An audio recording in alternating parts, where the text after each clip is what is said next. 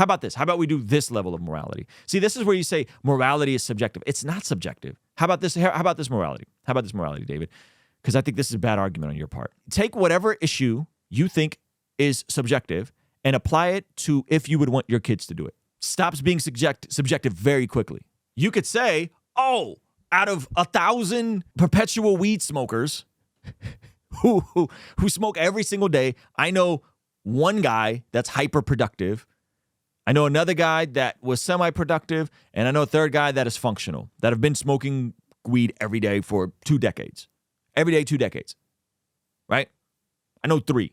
You know how many I know that aren't? Hundreds. Okay, so the question becomes, would I want my kid to grow up and smoke weed every day? And then I think from that, we could deduce if something is moral or not. Out of all the people participating in hookup culture, are there some people that eventually end up finding a normal, stable life, marriage, being happy, and have a family?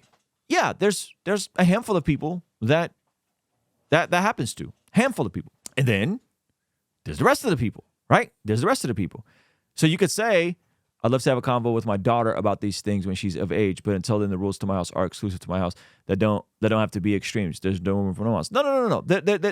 Again, because there isn't room. Because I wouldn't want my daughter to engage in OF modeling. You wouldn't want your daughter to engage in OF modeling. So why pretend like it's subjective? It's not subjective, and you know it, Daniel. You know it's not subjective. Stop it. You would never want that for your daughter or anyone you love. So then why pretend that it's okay for someone somewhere? By the way, some of the highest rates of depression, some of the highest self-deletion rates, some of the highest rates of STIs and STDs. So don't pretend that it's subjective when you know it's not subjective, because you know you would never want anyone who you love or you care for to engage in it. So it's not subjective. Now, are there certain things that are wisdom issues? Yes. I'm not saying everything is black and white. I'm saying there are certain things that are wisdom issues. For me, in my household, we don't drink alcohol, ever. Right? There's never alcohol in our house. Now, if I'm in Israel at a Shabbat dinner and there's a glass of wine poured to me, I might, that's the last time I had a glass of wine, I may drink that glass of wine. Last time I did. I regretted it right away because I have no tolerance. So is there a time and a place where someone somewhere can have alcohol responsibly? Sure. But you're still focusing on the outlier and the exception to the rule and not on the general range that folks who tend to abuse alcohol, and especially if you come from a family of alcoholics and addicts, you probably should steer away. But yeah, I will give that there's some room for some nuance on that issue. Are there other times where there's an issue that can be subjective? Sure. I don't know, secular music, secular media. There are times where, I'm watching Star Wars with my son. Some people will be like, Star Wars is witchcraft and New Age. Okay, I get it. Don't watch it. I think that's an issue that there could be some give and take on. But this idea that like everything is subjective. Come on. The extreme is to say everything is subjective, and then the other extreme is to say nothing is subjective. I'm telling you, there are some things that are wisdom issues that you get to decide between you and your conscience, you and your household. But this idea that everything is subjective, I think is completely nonsense. And you don't lead your life that way. You don't allow anyone in your household to lead their life that way. You wouldn't allow your kids to lead their life that way. And if your kids turned into an OF model, you would probably feel like you failed as a child, as a father, and I would feel like I failed as a father. So miss me with that. Now, again, the exceptions to the rule. Sure, is there medicinal use for cannabis? Yes, there can be medicinal use for cannabis. I got a buddy who had leukemia. His appetite went out the window. He was consuming cannabis to help his appetite. That's a medicinal use. That's not the majority of people who are consuming cannabis. Not to mention that if you consume it before you're 25, it's probably going to do a terrible number on your brain. Right? But what the deeper issue, in my opinion, is we're always looking for the exception to the rule and ignoring the rule.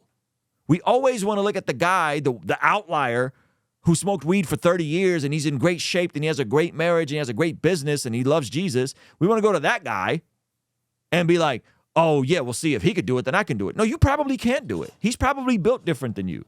He is the exception to the rule. And I'm excited to bring you guys our very first 3-day conference called the Bless God Summit, happening March 27th, 28th, 29th in Southern California. And at this conference, we'll have your very own Preston Perry.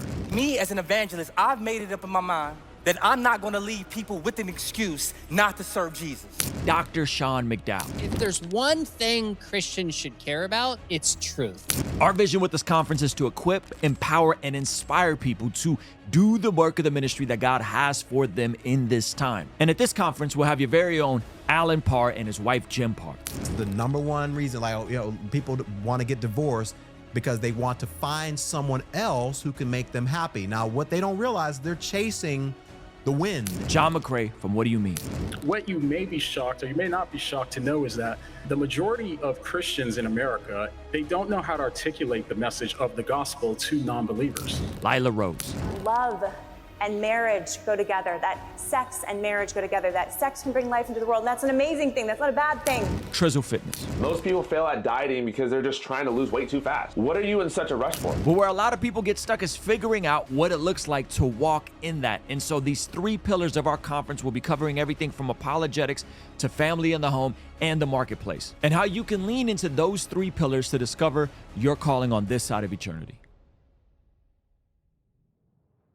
That's the issue, is that you're going to the exception. Or, hey, I'm a PTSD as a vet. Okay. One, I would say, yes, as a vet, thank you for serving our country. Appreciate you. Is there better ways and more productive ways that you could deal with PTSD besides using cannabis every day? I would venture you would probably say there are, right? And maybe you're the exception to the rule. Maybe because you're a vet and you have so much discipline built up and so much muscle memory from waking up at 5 a.m. and getting after your day. Props to you, man. If you're the exception to the rule, but let's not deceive ourselves and say, oh yeah, this is a good thing for me. It's probably not a good thing for you, right? My wife and I and our other friends do have convos about these things. The very fact we disagree means it's subjective. It doesn't mean it's not broadly applicable, but objective means everyone. So what I'm saying is, just because you guys have conversations and disagree to these things, that doesn't mean it's subjective. That means you may be lacking all of the relevant variables and details. Here's an example. Once upon a time, people were going crazy over being vegans. You guys remember this thing? Everyone was a vegan. It was the coolest thing. It was the trendiest thing. Everyone in Hollywood was a vegan. Vegan this, vegan that, vegan this, vegan that. Despite the data that 90%, 95%, I don't know the exact number, of vegans have reverted back to eating animal-based products, despite the fact that humans, for the majority of human civilization, have always consumed animal-based product, despite the fact that you can have legitimate reasons for having an issue with our production of meat in our society. Like you can say, oh man, the mass farming of meat feels icky, ugh, right? Despite all of that, what were the conclusions of said lifestyle? You could say it's subjective. Oh, my truth, it's subjective. It's not subjective. You cannot be a vegan and get all your nutritional value out of plant-based products only. You cannot hit your protein goals out of plant-based. Now, is there some bodybuilder who's a vegan somewhere? Sure. But he's more ideologically driven than he is data-driven. He's more ideologically driven than he is driven by a pragmatic result of, is this the most beneficial diet for you when you don't need a bunch of extra supplements and a bunch of extra amino acids to function, right? And so what did you see? You notice there's less people who are vegan now? You notice there's less of a craze around it, right? That it worked itself out. And I guarantee you, my guy, I guarantee you, you could think it's subjective. I guarantee you, Daniel, once upon a time, you will wake up and be like, oh yeah, all that subjective stuff about it's cool to be a model and be a sex worker as long as you're liberated and it may be okay for someone to be a drunk as long as they're living their truth. It's okay for someone to sleep around and be, promiscuous as long as they're happy. It's okay. You think that now. But at some point you'll be hit with the reality that way less things are subjective. There's a handful of things that, yes, we could talk about wisdom issues. We could so go back to the food illustration. Yeah, subjective until it's under your roof. Let's go back to the food illustration. Should you eat vegetables? Yes, you should eat vegetables. Should you eat meat? Yes, you should eat meat. How many vegetables? How much meat? How much protein? That's subjective, right? That's subjective, but the aspect of only that's not subjective. I'm talking about a morality specifically can't be objective because morality is a system of values and acted on and held by. You don't think veganism has a moral overlap to it? You don't think the people that were vegan weren't behaving like Pharisees, thinking they were morally superior to people because they abstained from meat? You don't think there was a moral aspect to that? So it's not all subjective. It's not all subjective. And I promise you, you keep living your life that way, and it's gonna hit you. You're gonna get hit hard when you start seeing people you care about acting in ways you know is counterproductive towards their flourishing. I'm using secular language now, human flourishing. You know there will be people who you can say, oh, it's subjective, until it starts directly impacting them in negative ways, and by proxy starts impacting you. That exists. So you could play this ethical game now in your head, but I promise you I promise you won't feel this way in 10 years from now, 20 years from now. I promise you won't. Oh, it's subjective, like it's cool if if my wife has like an open marriage and has other dudes that pipe her down and I have other women that I sleep with. It's subjective. We agreed. There's consent. Uh-huh. And then look at the data of how relationships like that work. Look at the data of these polyamorous relationships. It's subjective. There's consent. All parties agree. Uh-huh. And then how does that play out? See, we're finding out through the data that the Bible is true, that God's virtue ethic, Christian virtue ethic is right. It is true. We're finding out on the other side. How about this? How about you don't put your hand on the stove to discover if the stove is hot? How about Pastor Benny Perez had this gym. He said the lowest form of learning is experience. The lowest form of learning is experience. The lowest form of learning is you having to experience something to discover that it's not good for you. How about we learn from other people's mistakes? It says Jesus grew in favor and in wisdom. Wisdom is learning from other people's mistakes. Wisdom is seeing someone else put their hand on the stove, seeing that the stove's hot, and going, oh, I probably shouldn't do that. And so you could pretend that, oh, it's all subjective. Okay. The data is okay. Here's another one. Here's another one. The world is hell-bent on living together and cohabitating before you get married. Hell-bent on it. You need to test drive the car before you make a commitment. Yeah? Yeah. I think that's why wait until marriage. You need to test drive the car, make sure you need to live together, you need to sleep together, you need to make sure that you're compatible. You need to make sure you have sexual chemistry. Sounds very sophisticated. Sounds very wise. Oddly enough, what does the data show now? What does the data show? Data shows that people who fornicate and shack up together are least likely to actually get married and at a higher rate of divorce after they get married. Huh. Interesting. So what you mean to tell me is God's design for sex, one man, one woman, one lifetime in marriage, is actually good for us? Huh. Because the data says it's not good for you. Data says you are playing with fire if you're going to live that way. Now, let's give you a Khan's ethical dilemma on this. Let's do Khan's ethical dilemma. So, what if everyone waited until they were married to have sex? Huh. What would the world look like?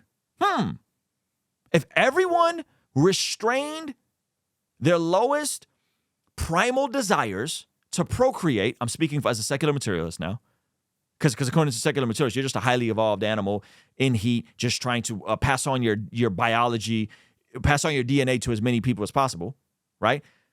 So if you suppress that and you go, no, I'm going to live for something higher, I'm going to live by a higher value and a higher virtue ethic, and I'm going to suppress my most primal instincts to just hump everything that comes in front of me, and I'm going to actually wait until I meet someone who has the same values and worldview as I do, who follows the same God that I believe in, and I'm going to wait to procreate until I get married and make a lifelong commitment to them.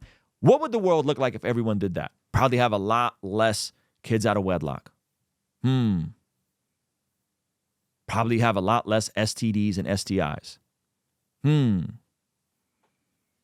Probably have a lot less people with broken hearts. A lot less people with broken hearts. Why? Because, well, sex in its proper context is great and good, but sex does one of these things, and I'm sure we all would agree to it. Sex actually makes us stupid. Did you know that? Sex actually makes you stupid. Makes you dumb. Which, in the context of a marriage, probably shouldn't be taking yourself too seriously. Every little fight isn't that big of a deal. So when you're married and you're having sex, the sex helps you not take yourself so seriously and make you not understand that all these problems that you're nitpicking about aren't that serious. So in the proper context, you do need to be a little dumb with all these issues that you think you're having and all these. So sex makes you dumb. That's a good thing in the context of a marriage. But if you're not married and you're going from one partner every year or every other year, another partner, sleeping with another partner, you're going to stay in situations that you had no business staying in. You're going to stay in situations that are harmful to you. You're going to stay attached to people that you had no business being attached to. So you're going to have way less broken hearts, because how many people get into situations, get manipulated, get sucked into something? Someone's charismatic, someone's persuasive, they look good, they smell good. But just because something looked good doesn't mean it's good for you. And then what happens? Then they stay in a situation they shouldn't have stayed in. Why? Because the sex makes them stupid. Because the sex sets off natural dopamine and makes you feel close to the person, makes you overlook their faults, which again, in the context of a marriage for a lifetime is great. In the context of a dating relationship where you're not sure if you and this person are compatible is actually destructive. It's actually terrible. There's the issue. There's the dilemma. Is we could say it's subjective, but it's not. It's not subjective. Because if everyone did it, the world would be a much better place. If everyone did it, it'd be way less drama, way less heartache, way less broken families, way less kids growing up without their father in the home, which, by the way, almost all of our societal ills can be traced back to that. This stuff is simple, but not easy. Simple, but not easy. And so this idea to make everything subjective, I don't think it serves people well. I don't think it serves people well. And by the way, that's not even a exclusively Christian thing. That's like there's atheists that believe that morality is objective. And so, yeah, most of the things that feel good out of their proper context are not good for you. Hey, thank you so much for checking out the video. Please be sure to comment below and subscribe and all that good stuff. And check out this other video that YouTube seems to be recommending just for you. Let me know if they nailed it. All right? I'll see you over there. Peace.